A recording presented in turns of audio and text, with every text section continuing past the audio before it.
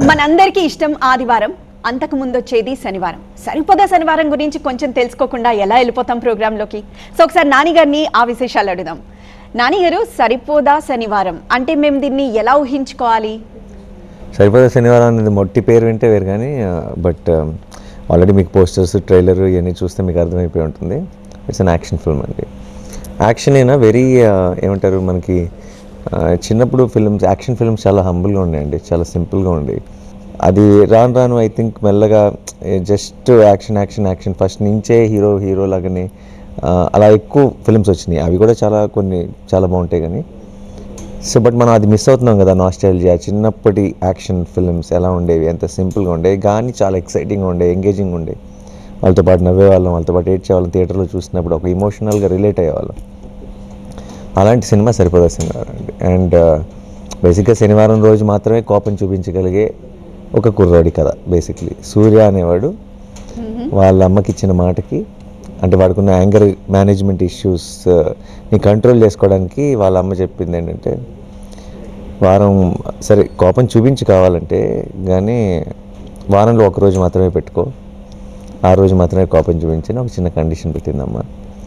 వాడు ఆ శనివారమే ఎందుకు ఎంచుకున్నాడు అన్నది మీరు రేపు సినిమాలో చూడండి.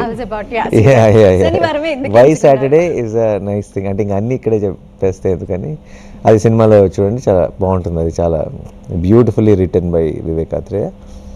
అండ్ శనివారం ఎంచుకున్నవాడు వాడి లైఫ్లో అలా శనివారాలు మాత్రమే కోపం చూపిస్తూ మిగతా రోజులన్నీ అంత మనలాగానే ఉంటూ ఒకానొక టైంలో ఒకడు ఎదురుపడ్డాడు ఆయనకి, చాలా పవర్ఫుల్, చాలా విలన్. ఇప్పుడు బేసిక్గా సినిమా ఐడియా ఏంటంటే, మీకు టైటిల్ బట్టి విలన్కి 7 రోజులు ఉంది, హీరోకి 1 రోజు ఉంది. దట్స్ ద ఐడియా ఆఫ్ సరిపోదా శనివారం. సో జస్ట్ నానిగా చెప్పిన ఆన్సర్లోనే మనకి చాలా క్వశ్చన్స్ రైజ్ అయినాయి. వై ఓన్లీ సాటర్డే, శనివారం మాత్రమే ఎందుకు? మరి మిగతా రోజుల్లో ఏం చేశారు? అంత పెద్ద విలన్ ఎదురైనప్పుడు ఏం చేశారు? చాలా ఇంట్రెస్టింగ్గా ఉందండి. ట్రైలర్కి కూడా సూపర్ రెస్పాన్స్ వచ్చింది, ఎందుకంటే యాక్షన్ కమ్ ఇప్పుడు మీరు చెప్పినది ఇప్పుడు మాకు ఇప్పుడే అర్థమైంది, ఎలిమెంట్స్ ఉన్నాయి. ఎగ్జాక్ట్లీ. అండ్ డైరెక్టర్ గురించి కూడా మాట్లాడుకోవాలి. బికాజ్ ఫస్ట్ ఆఫ్ ఆల్ మీరు ఎంచుకునే కథలే చాలా వెర్సిటైల్గా ఉంటాయి, మీ రోల్స్ అనేవి వెర్సిటైల్గా ఉంటాయి.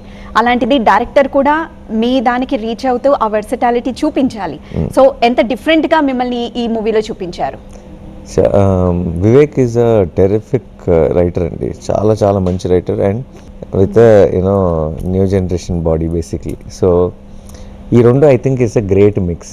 ఎప్పుడైనా సరే మామూలుగా మనం చేసే ఏ పని అయినా సరే మన టెక్నాలజీ మారుతుంది, మన అలవాట్లు మారుతున్నాయి, మనం అప్డేట్ అవుతున్నాయి, ఇవన్నీ జరుగుతుంది. కానీ హార్ట్ ఎంత పాతదైతే అంత మంచిదండి బేసిక్లీ. పాత అంటే నేను ఏమంటున్నా అంటే అది చాలా ఒరిజినల్ అనమాట, అన్అడల్టరేటెడ్ ఆర్ డైల్యూటెడ్ కాంది బేసిక్లీ. సో ఆ అందం నాకు వివేక్లో కనపడింది basically. And very very honest fellow, చాలా సిన్సియర్ టువర్డ్స్ హిస్ వర్కింగ్. తను ఈ ఐడియా చెప్పినప్పుడు ఫోన్ చేసి, మేము అంటే సుందరానికి పనిచేసాం. అంటే సుందరానికి is one of my favourite films in my career. ఇప్పుడు కూడా ఎక్కడికి వెళ్ళినా సరే అంటే సుందరానికి ఇంత ఇష్టం అంత ఇష్టం చాలామంది చెప్తుంటారు.